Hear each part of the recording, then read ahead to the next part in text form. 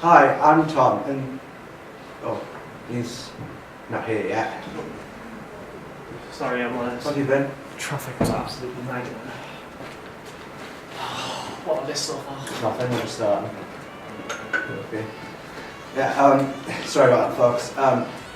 I'm Tom, And I'm and welcome to the Oscars controversy rundown. So, Luke, you heard any controversy about the Oscars? well, apart from the whole host part of it, Oh, yeah, I heard they are not having a host. very saucy information. Yeah, very. Do you know why? Apparently, it is due to Kevin Hart's homophobic tweets in 2011. Oh, I think I've seen those. I think everybody has. Yes. For those of you in the audience, I shall read you an example. If my son comes home and tries to play with my daughter's dollhouse, I'm going to break it over his head and say, in my voice, stop, that's gay. Now, the man is supposed to be a comedian. To be quite honest, that wasn't very funny. Others may disagree. What? Others may disagree. Did people actually find that funny? Probably. Maybe in 2011. But oh well. Anything else? Well, first of all, as you are gay yourself, what is your opinion on It just doesn't bother me whatsoever. Could be thick skin, could be, I don't know. It's just, it was, what, 8 years ago now? It's not very, you know. Anyway, just quickly breezing over that. Another big whole part of the controversy this year has been Bryan Singer.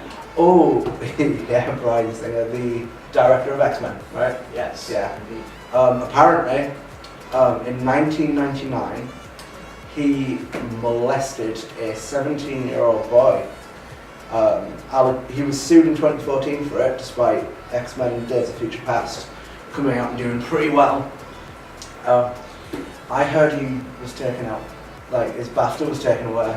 Oh yes, he recently made a very, very popular film known as Bohemian Rhapsody. Yes. Which a lot of people are saying it's a shame that it's doing so well because of this, I've heard. But, I mean, you've got to separate the art from the artist, you know, and get on with it. But how do you, like, obviously the last year with all the allegations of Me Too, what do you think about, like, do you think that's going to make, like, a comeback this year, especially with the Bryan Singer type thing? Oh, I don't think it left, to be honest. Yeah. I think it's always been a strong thing. It's never going to go away. Well, the movie Detainment Oh, has been receiving a lot of backlash. indeed. Yeah. It's even been nominated for Best Live Action Short Film. Do you know what the film is about? What it's based off of? It was based on a bunch of, a murder many years ago. 1990 something, I do believe. I'm not sure of the exact year. I think it was 1999, I'm not sure. 1993, I think. Someone needs to fact check that. Yeah, But somebody fact check that. But basically, you'll recognise one of the killer's names at least. John Venables. So that's the murder of the young boy, right? Yes. The 2-year-old. Yes. Right. The film is basically based around that whole ordeal. And I believe they didn't get the mother's consent from the child. Well, that's the controversy, you see. Yeah. They didn't get any permission whatsoever to tell the story or to film that particular movie at all. Oh. Well, I read that the director, because people were saying the director was trying to be sympathetic towards the killers, but the director said that wasn't the case and said that he just wanted to humanise them because they've been portrayed in such a way in the media, something like that. That's what the director said. But you don't know. I mean, he still didn't ask for permission. That's the whole point. That's the key word. Obviously, the mother is also very disgusted with the whole movie being made, as is the police force themselves. Oh, that's interesting.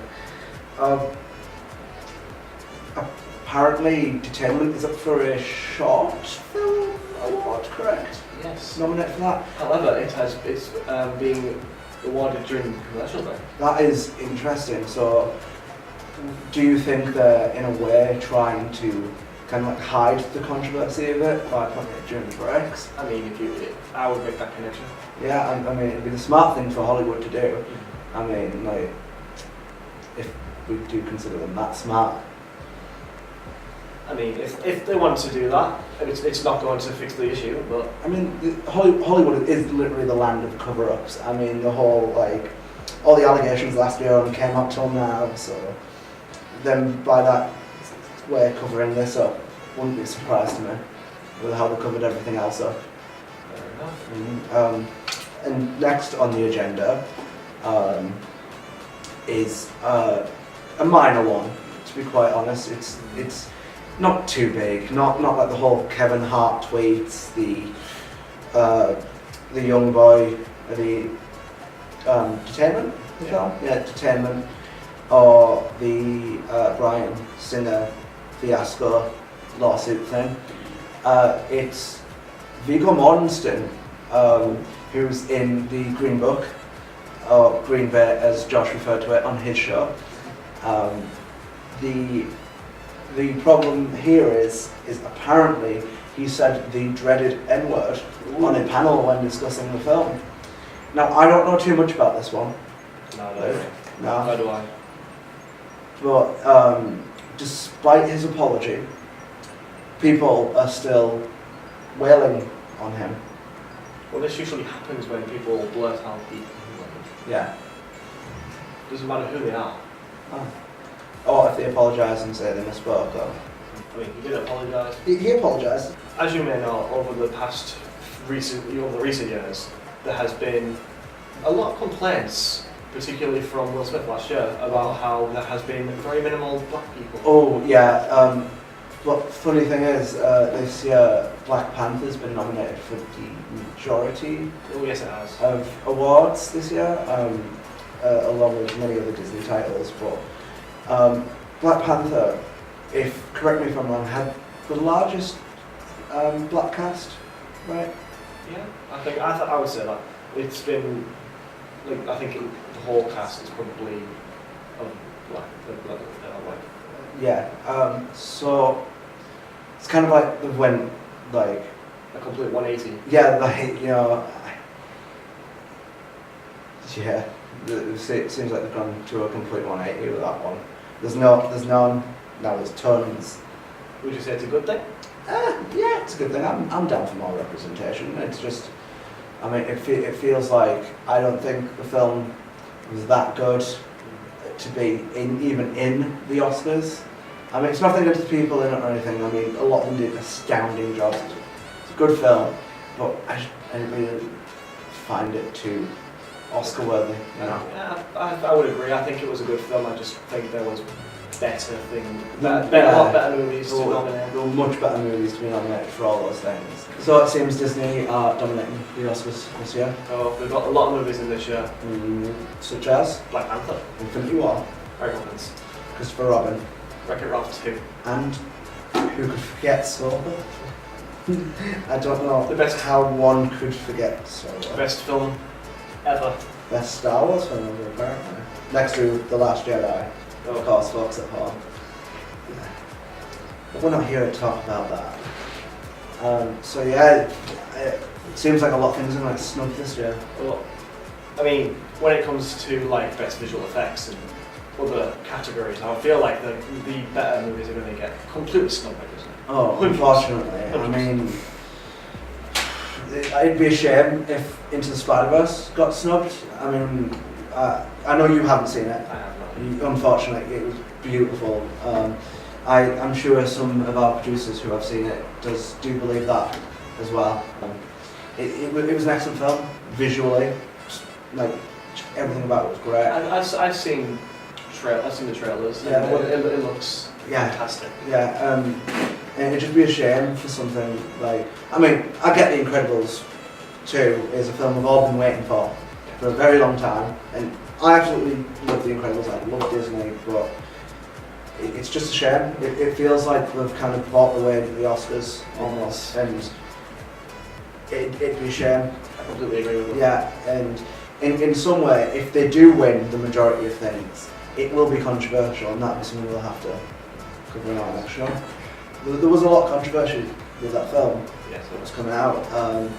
For example, there was the it was tied to that fight outside a cinema. I don't know if you heard about that. Oh yes, I did. Yeah, there was a fight outside a cinema. I think it was the local cinema, wasn't it? I think so. It could be. All I remember is that there was. I know it was local. Yeah. Oh, it was just a fight about how if people are racist or not. It's the whole. Yeah, it opened a massive can of worms. So apparently, if you didn't like it, you were racist, and apparently something to do with forced things and like forced messages and that. But to be quite honest, it was good in some ways, not in all. And I mean, so what if the majority of the cast isn't white? Yeah, and that's fine. I mean, there's nothing wrong with that. But the idea of forced diversity has been a big issue as of late, and it's been very debated online. Well, I don't know if you've heard about the contract that most people have to sign these days when they're producing or directing movies, Oh, where they have to agree to include a certain amount of minorities into the film. oh, that is interesting. I mean, it's understandable because inclusion is good. Inclusion is good, but would you count it as forced diversity? I mean, if you're contractually obligated to, in a way, yes. However, there is another point of view on this, Okay. that it would be a good thing.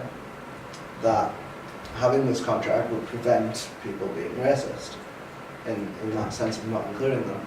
Anyway, my name is Luke Smith. And I'm Tom Spiller.